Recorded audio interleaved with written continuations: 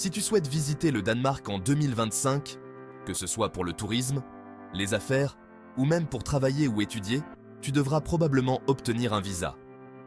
Dans cet article, nous allons passer en revue les étapes à suivre pour faire une demande de visa pour le Danemark depuis un pays africain. Les types de visa pour le Danemark.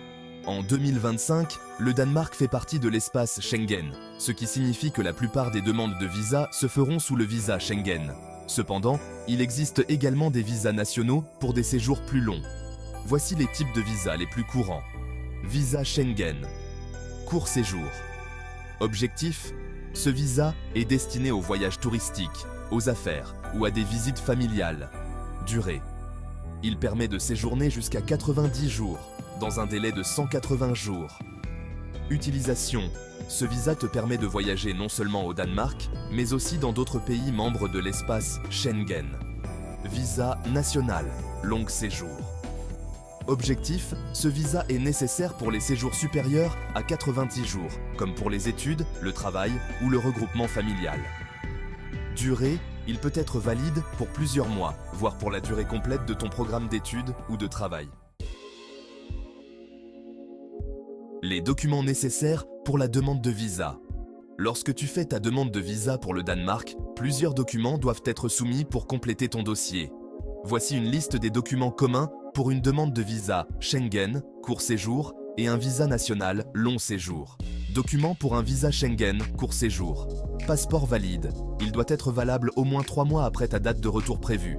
Formulaire de demande de visa, à remplir en ligne ou à télécharger sur le site de l'ambassade du Danemark ou de VFS Global.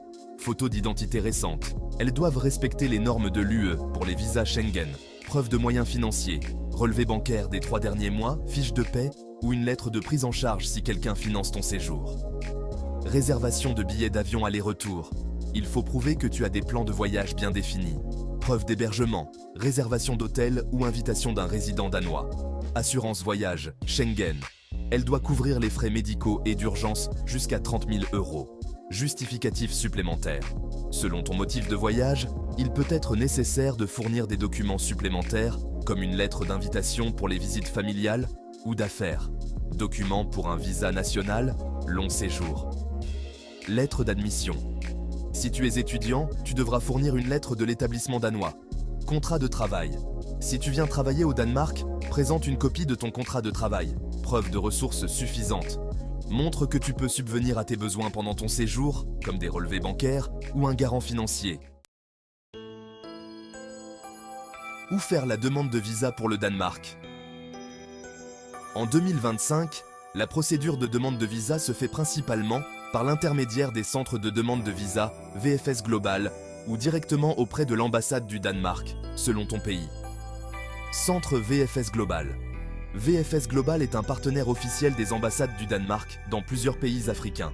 Si un centre VFS Global est disponible dans ton pays, tu devras y soumettre ta demande. Tu peux trouver le centre VFS le plus proche de chez toi en visitant leur site web. Ambassade du Danemark ou représentant.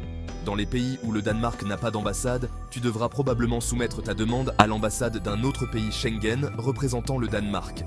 C'est le cas dans certains pays africains. Assure-toi de vérifier cette information en ligne avant de prendre rendez-vous. Prendre rendez-vous. Tu devras prendre rendez-vous en ligne avant de soumettre ta demande, sauf si tu fais ta demande directement auprès de l'ambassade. Les créneaux de rendez-vous peuvent être limités, donc assure-toi de réserver tôt. Délai et suivi de la demande de visa. Le délai de traitement standard pour un visa Schengen est de 10 à 15 jours ouvrables, mais cela peut varier en fonction de la période de l'année et du volume des demandes. Par exemple, pendant la haute saison touristique, comme l'été, il peut y avoir un retard. Il est donc conseillé de faire ta demande au moins 3 semaines avant ton départ prévu. Si tu as soumis ta demande via VFS Global, tu peux suivre l'état de ta demande en ligne en utilisant le numéro de suivi qui te sera fourni. Conseils pratiques pour maximiser tes chances d'obtention du visa. Prépare tes documents avec soin. Les documents doivent être clairs et complets. Toute information manquante ou incorrecte pourrait retarder le traitement de ta demande. Respecte les délais. N'attends pas la dernière minute pour faire ta demande. Sois transparent dans tes motivations. Assure-toi que ton objectif de voyage, que ce soit pour le tourisme, les études ou le travail est bien justifié et cohérent avec les documents fournis. Vérifie les exigences spécifiques pour ton pays. Les ambassades et centres VFS peuvent avoir des exigences particulières selon le pays. Assure-toi de consulter le site officiel de l'ambassade du Danemark ou de VFS Global pour des informations à jour.